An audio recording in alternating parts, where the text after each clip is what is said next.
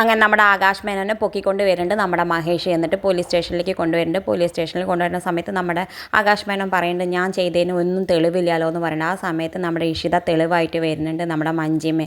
എന്നിട്ട് മഞ്ജിമ അവൾ സത്യങ്ങളൊക്കെ പറയുമെന്ന് പറയുന്നുണ്ട്. മഞ്ജിമ അങ്ങനെ പറയാൻ തുടങ്ങുമ്പോഴേക്കാണ് നമ്മുടെ അഡ്വക്കേറ്റ് സുജി അജിത്തായിട്ട് വരുന്നുണ്ട്. അജിത്ത് എല്ലാ സത്യങ്ങളും തുറന്ന് പറയുന്നുണ്ട്. അവൻ അങ്ങനെ കട്ടിനടിയിലുള്ള സമയത്താണ് നമ്മുടെ ആകാശ് മേനോൻ വന്ന് സ്പ്രേ ചെയ്തതും എല്ലാ സത്യങ്ങളും വിളിച്ച് പറയുന്നത്. ഇതൊക്കെ കേൾക്കുമ്പോൾ എല്ലാവരും ഞെട്ടുന്നുണ്ട്. എന്തായാലും പോലീസ് ആകാശ് മേനോൻ അറസ്റ്റ് ചെയ്യാൻ തുടങ്ങുമ്പോഴേക്ക് ആകാശ് മേനോൻ രക്ഷപ്പെട്ട് ഓടുന്നുണ്ട്. അവരുടെ പിടിയിൽ നിന്നൊക്കെ ഓടുന്നുണ്ട്. ഓടിപ്പോയി നിൽക്കുന്നത് നമ്മുടെ രചനയുടെ കാറിൻ്റെ മുന്നിലാണ്. രചന അവിടെ വന്ന് ഇറങ്ങുന്നുണ്ട്. എന്നിട്ട് രചനയോട് പറഞ്ഞിട്ട് വായ നമുക്ക് ഓടിപ്പോയി രക്ഷപ്പെടാമെന്നൊക്കെ പറയുന്നുണ്ട്. അപ്പം നീ അങ്ങനെ രക്ഷപ്പെടാൻ ഞാൻ അനുവദിക്കില്ല എന്നൊക്കെ പറഞ്ഞ് തോക്കെടുക്കുന്നുണ്ട്. തോക്കെടുത്തിട്ട് വെടി വയ്ക്കാൻ നിൽക്കുമ്പോൾ പോലീസുകാർ കുറേ തടയാൻ നോക്കുമ്പോഴേക്കും നമ്മുടെ രചന എന്തായാലും ആകാശ് മേനോൻ്റെ നെഞ്ഞത്തേക്ക് വെടി വയ്ക്കുന്നുണ്ട്. എന്നിട്ട് പറയുന്നുണ്ട് ഞാൻ ഇത്രയെങ്കിലും ചെയ്തിട്ടില്ലെങ്കിൽ എൻ്റെ സുമ്മിയുടെ ആത്മാവ് എന്നോട് പൊറുക്കില്ല എന്നൊക്കെ പറഞ്ഞിട്ട് എന്തായാലും വെടി വയ്ക്കുന്നുണ്ട്.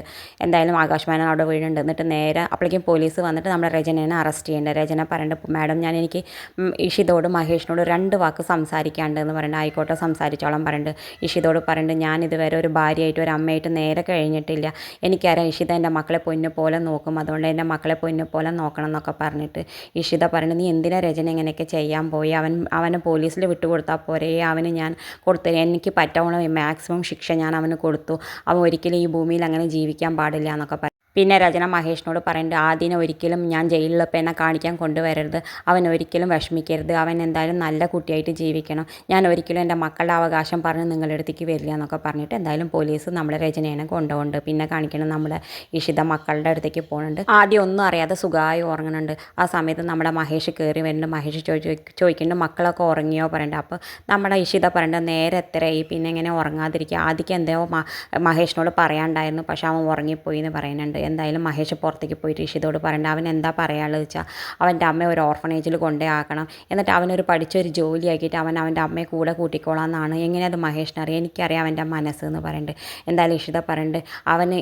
രചനയുടെ മനസ്സല്ല കിട്ടിയ മഹേഷിൻ്റെ മനസ്സ്, അത് മഹേഷിൻ്റെ നന്മയുള്ളതുകൊണ്ടാണെന്നൊക്കെ പറയുന്നത്. എന്തായാലും രചനയ്ക്ക് ഏറിപ്പോയ 8-9 കൊല്ലമാണ് ശിക്ഷ കിട്ടുള്ളൂ, ജീവപര്യന്തമൊന്നും കിട്ടില്ല. എന്തായാലും അത് കഴിഞ്ഞിട്ട് ആദ്യം അപ്പോഴേക്കും ഒരു പഠിച്ചൊരു സ്വന്തം കാലിൽ നിൽക്കും, അപ്പോൾ ആദ്യം നോക്കിക്കോളും എന്ന് പറയുന്നുണ്ട്. എന്തായാലും പിന്നെ കാണിക്കുന്നത് നമ്മുടെ ഇഷിത പറയുന്നുണ്ട് നമുക്ക് എന്തായാലും ഈ നാട് വേണ്ട മഹേഷ്, നമുക്ക് ഇവിടുന്ന് പോവാം, ഒരിക്കലും അവരുടെ അമ്മ ജയിലിലാണെന്ന് പറഞ്ഞിട്ട് കുട്ടികളെ കളിയാക്കാൻ പാടില്ല, അതുകൊണ്ട് നമ്മൾ ആരും അറിയാതെ എൻ്റെ മക്കളായിട്ട് അവർ വളരണം, നമുക്ക് ഈ നാടും രാജ്യമൊക്കെ വിടാമെന്ന് പറയുന്നു. മഹേഷും അത് സമ്മതിക്കുന്നുണ്ട്. എന്തായാലും നമുക്ക് ഈ പുതിയൊരു ആകാശം പുതിയൊരു ഭൂമിയായിട്ട് നമുക്ക് അങ്ങോട്ട് പോകാമെന്ന് പറഞ്ഞിട്ട് എന്തായാലും രണ്ടാളും ഈ രാജ്യം വിടാൻ പോവാണ്. എന്നിട്ട് അവിടെ പോയിട്ട് അവർ സന്തോഷമായിട്ട് ജീവിക്കാൻ പോവാണ്. ഇത് കാണിച്ചും കൊണ്ടാണ് ഇന്നത്തെ ഇഷ്ടം മാത്രത്തെ എപ്പിസോഡ് അവസാനിക്കുന്നത്. ഇതുപോലുള്ള വിശേഷങ്ങൾ നിങ്ങളുടെ മുന്നിൽ എളുപ്പത്തിലെത്താൻ ഈ ചാനൽ ഒന്ന് സബ്സ്ക്രൈബ് ചെയ്യാൻ മറക്കരുത്.